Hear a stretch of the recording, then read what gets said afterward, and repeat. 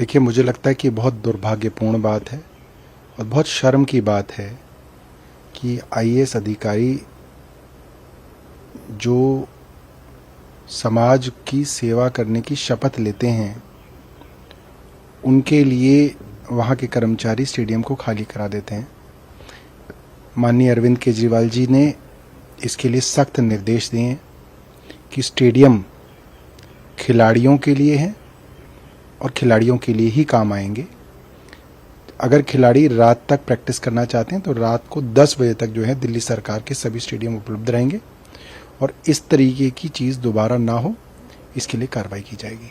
उन पे आपको लगता है कार्रवाई होनी चाहिए या इस मामले को लेकर?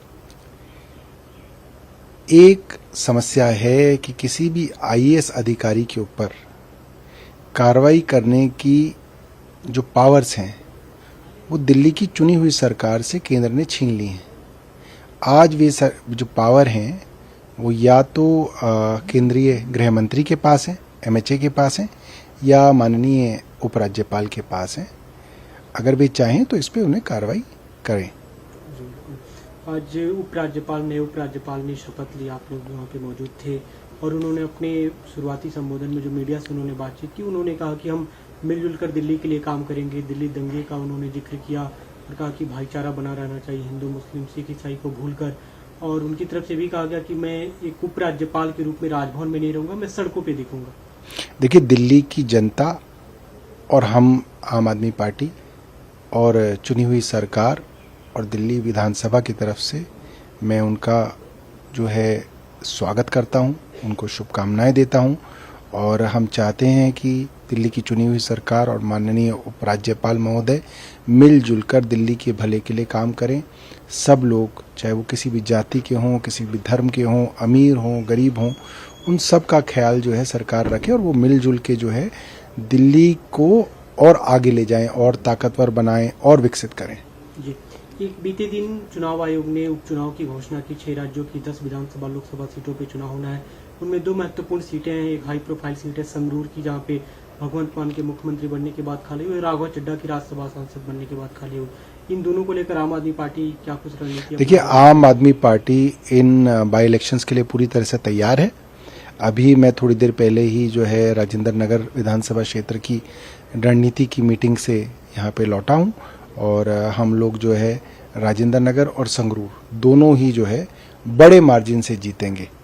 तैयारी पूरी आप लोगों की? पूरी तैयारी है और अच्छे मार्जिन से दोनों सीटों को जीता जाएगा। जी। दूसरा मुद्दा है, प्रधानमंत्री अभी हैदराबाद में, उन्होंने एक बयान वहाँ पे अपने भाषण में एक बात कही कि जो भी एक तरह से देश की समस्याएं रहे, डायनेस्टी पॉलिटिक्स उसका मेन कारण रहा।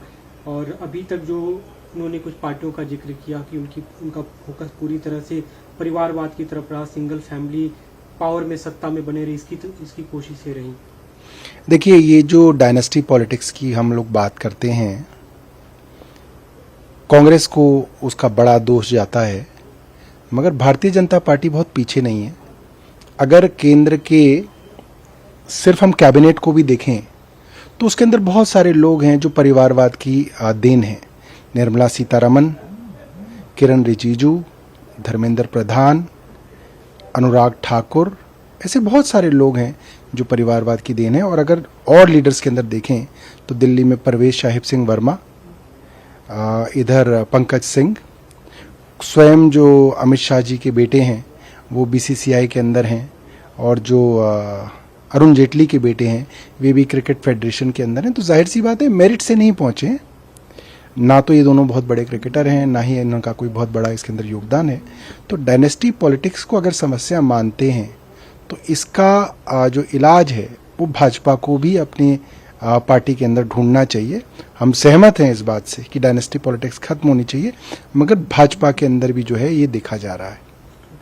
एक दूसरा मुद्दा है, उत्तर प्रदेश सरकार ने आज बजट पेश किया और उसमें 1 करोड़ रुपए से एक बोर्ड बनाने की बात की गई है, जो पुराने जो साधु संत पुजारी हैं उनके कल्याण के लिए काम करेगा। बिल्कुल करना चाहिए, और बोर्ड ना भी बने तो भी उनके कल्याण के लिए सरकारों को काम करना चाहिए। बच्चों के लिए भी, अनाथ बच्चे जो या लेबर्स हैं उनके लिए भी 300 करोड़ रुपए के फंड की बात की गई कि उससे हम उनका भला करेंगे। देखिए, ये बहुत ज़रूरी है कि जिन के लोगों की और जिन लोगों के कल्याण की बात सरकार कर रही है उनका कल्याण भी हो। ये भी देखा जाए। अक्सर देखा जाता है कि बजट के वक्त तो बहुत पैसा आवंटित किया जाता है, मगर जो है वो लोग, उन लोगों तक पहुंचता नहीं है पैसा। तो ये बहुत ज़रूरी है, सुनिश्चित करे सरकार कि वो पैसा वहां तक पहुंचे। ठीक है जी।